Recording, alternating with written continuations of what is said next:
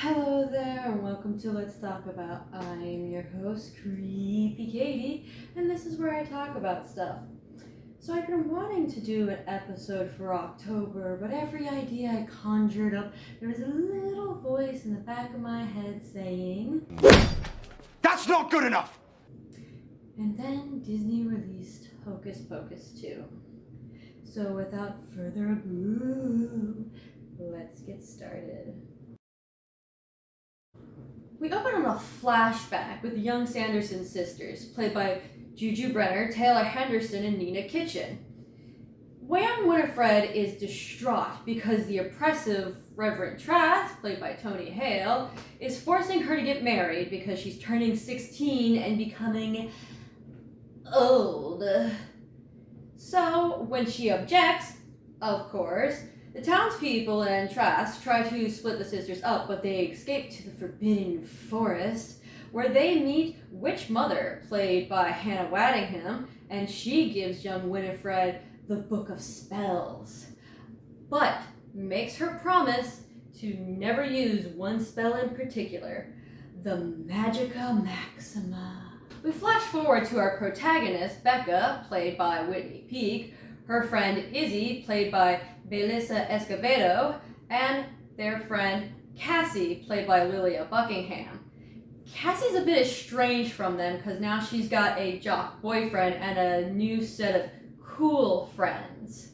Izzy and Becca are going to the Forbidden Forest to perform what they call the birthday ritual, something they do every year on Becca's birthday. On the way there, the two meet Mayor Trask, Cassie's father, and a descendant of Reverend Trask.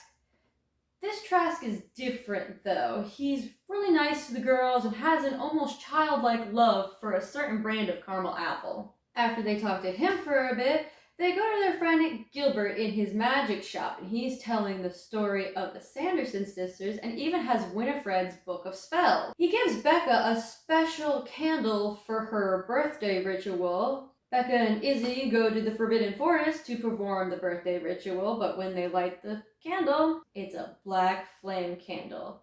The Sanderson sisters are resurrected. They do a little song and dance about how happy they are to be back. Yes, Salem, we're back! And they threaten Becca and Izzy because they can tell they are teenagers.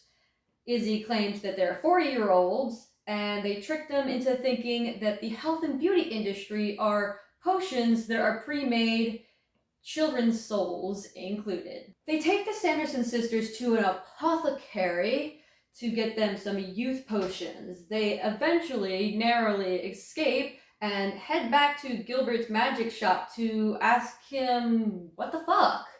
Gilbert confesses that he knew about the black flame candle and was doing it so he could meet the Sanderson sisters. The Sanderson sisters show up, trap Izzy and Becca in the cellar, and when they find out that a descendant of Reverend Trask is holding political power, they decide to perform the Magica Maxima. And they curse Gilbert so that he'll find most of the ingredients while they go look for Mayor Trask. Gilbert digs up Billy Butcherson, played by Doug Jones, as he's one of the ingredients he needs, as the Sanderson sisters perform a rendition of Blondie's One Way or Another to hypnotize the crowd so that the crowd will take them to find Mayor Trask. They end up trapped in a circle of salt, but Mary's broomies, which seem to have some sort of sentience, clean up the salt. They then snatch Cassie, who has now made up with Becca and Izzy. They meet up with Gilbert in the Forbidden Forest to perform the Magica Maxima and become more powerful than ever before. The book then dumps Winnie for Becca, and she finds out that there's a way to undo the spell. In the book, there's a warning that says it will take what you value most. That's apparently Mary and Sarah, because they start to turn to dust like they just got snapped by Thanos. Bye-bye. Goodbye. Winnie begs the book to bring her sisters back, but instead Becca performs a spell that sends Winnie to be with them, and she seems okay with that. An after-credit scene reveals an opening for a sequel. Let's start with what I did like. I love Taylor Henderson as a young Winifred. She's got the look, she's got the body language, even the cadence of her speech. Just, she nails it. I love the Walgreens scene, especially when Mary finds the sheet mask. I like all the meta jokes and callbacks. I like the scenes where it's just Gilbert and Billy hanging out. Now let's talk about the stuff I didn't like. Some of the dialogue made me kind of roll my eyes, like something your mom would say to sound cool.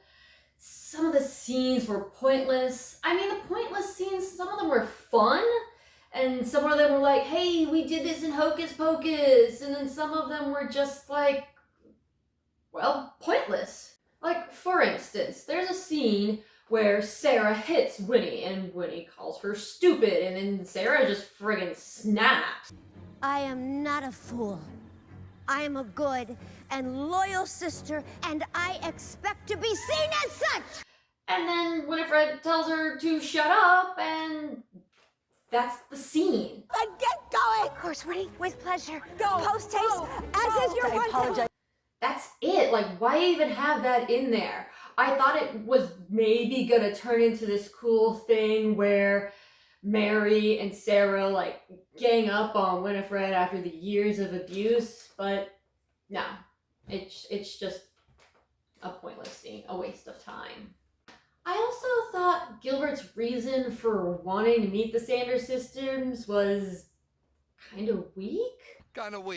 And of course, the ending with Winifred's sympathetic villain moment. I think it is my heart.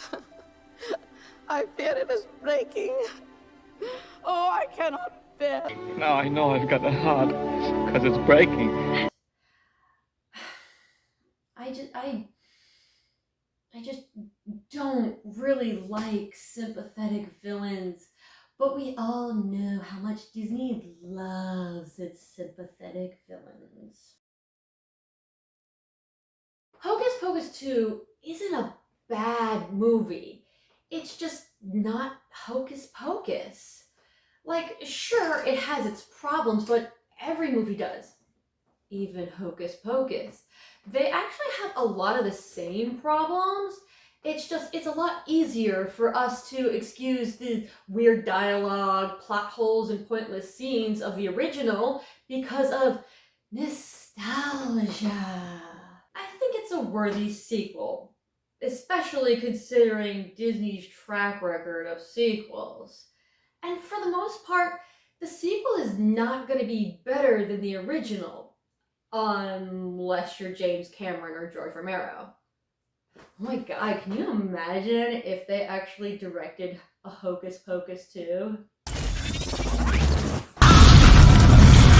Hocus Pocus 2 was never going to be the lightning in a bottle that Hocus Pocus became. But it's still fun. I'd say give it a watch. It's only a little over 100 minutes long, and if you don't like it, you can still watch Hocus Pocus after. Or any fun, scary movie. Anyway, that's all for today. As always, like, comment, and subscribe. Keep it spooky. With our protagonist, Becca, played by Whitney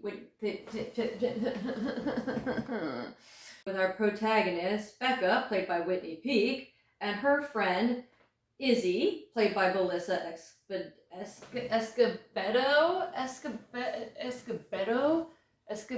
Oh, fuck me in the ass. I'm gonna have to find out how that's pronounced. Izzy, played by Melissa Escobedo, and Cassie, played by Leah Buckingham. I'm sorry.